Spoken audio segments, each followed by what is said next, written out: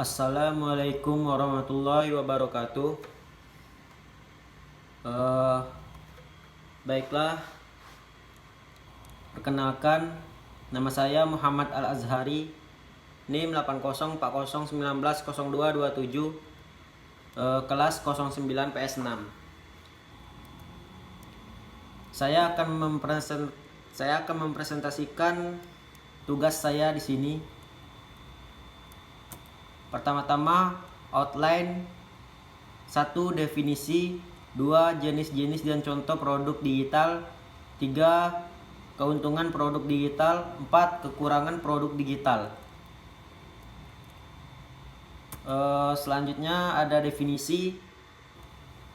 Definisi dalam produk digital atau e-produk adalah produk dengan wujud bukan fisik atau biasanya berbentuk elektronik yang diperjualbelikan secara online melalui media internet.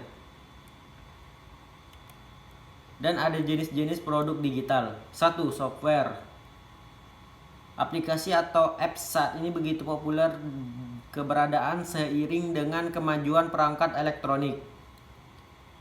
2. E-book. Buku elektronik saat ini juga semakin populer dan menggantikan keberadaan buku konvensional dikarenakan mudah dibawa dan bisa dibicara kapanpun menggunakan perangkat elektronik.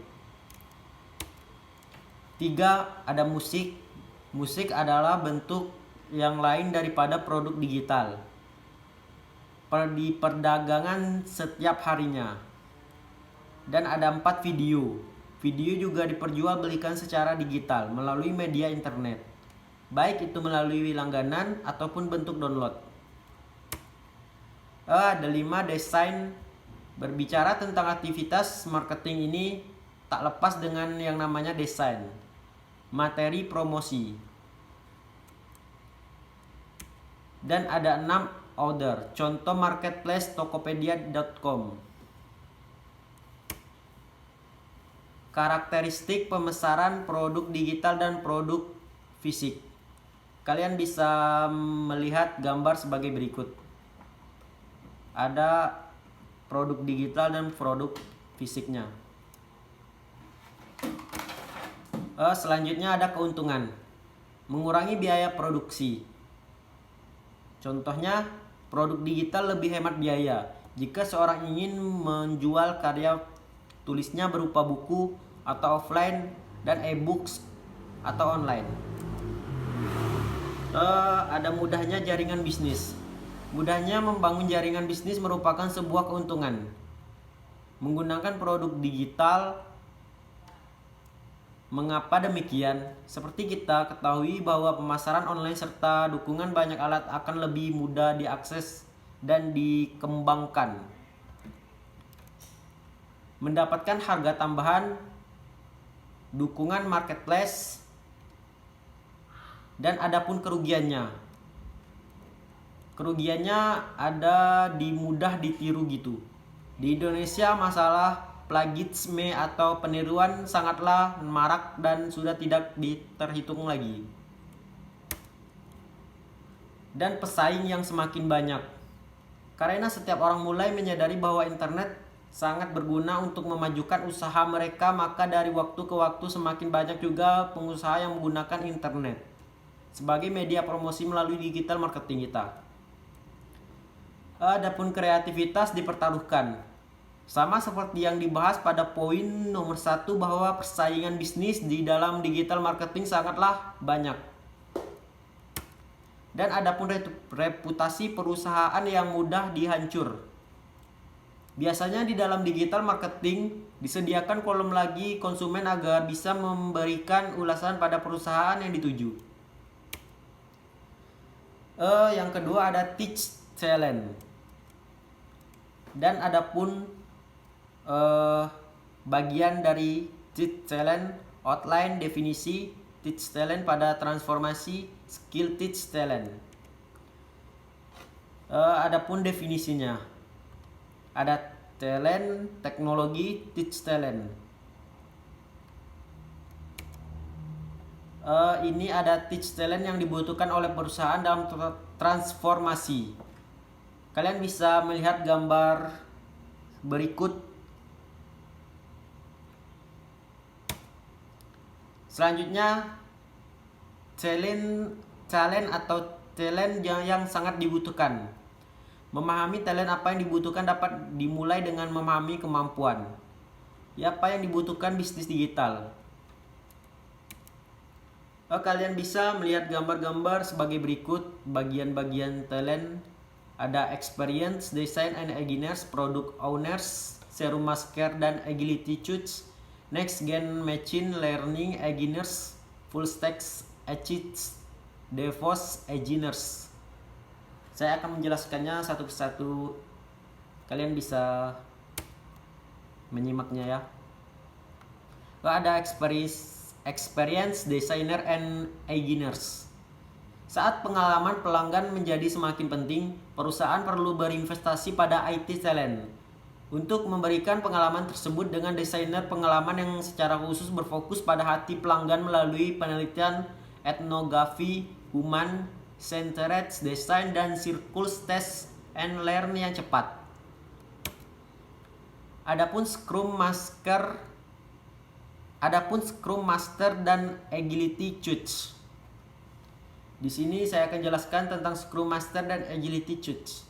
Agility Development, di mana perangkat lunak berkembang pesat dalam siklus berulang, adalah inti yang menggerakkan mesin teknologi. Keberhasilan pendekatan agile bergantung pada kepemilikan Scrum Master, seperti Scrum Master, untuk mengelola tim selama proses pengembangan. Scrum Master ini membutuhkan bukan hanya pemimpin yang hebat dan memampukan timnya, tetapi juga pemahaman yang pendalaman tentang teknologi dan kemampuan untuk menyelesaikan masalah dengan cepat. Adapun product owners, peran ini sering disebut sebagai mini CEO, suatu produk digital. Pemilik produk yang jelas mendefinisikan visi atau suatu produk layanan. Dan adapun full stack architects, peran ini sangat penting dalam landscape teknologi yang lebih kompleks, cepat berubah. Full stack architects harus lebih fasih di semua komponen teknologi yang mencakup antar muka pengguna web atau seluler, layanan mikro, mid-layer, dan database back-end, dan memiliki kedalaman di suatu atau beberapa area. Adapun next gen machine learning engineers,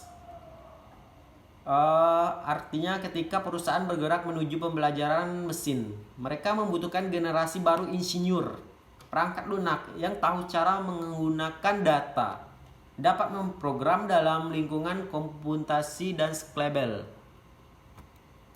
Selanjutnya, next gen machine learning engineers, masih di next gen machine learning engineers. Ketika perusahaan bergerak menuju pembelajaran mesin, mereka membutuhkan generasi baru insinyur. Ya, tadi yang saya bilang. Dan DevOps engineers dengan kemajuan komputasi awan dan infrastruktur sebagai perangkat lunak yang dapat diprogram, sumber daya, infrastruktur, atau jaringan server, penyimpanan aplikasi dan layanan. Adapun skills, ini sangat berguna skills ini. Dengan semakin banyaknya konsumen yang menanti the next big, perusahaan pun berlomba-lomba memenuhi tuntunan itu. Tentu perusahaan pun semakin ingin memiliki talent-talent yang tepat dari pengembangan perangkat lunak dengan keahlian yang diperlukan. Adapun teamwork. Dalam pengembangan sistem IoT, kerjasama tim dibutuhkan. Tim dasar IoT mencakup masing-masing seorang electrical engineers, mechanical,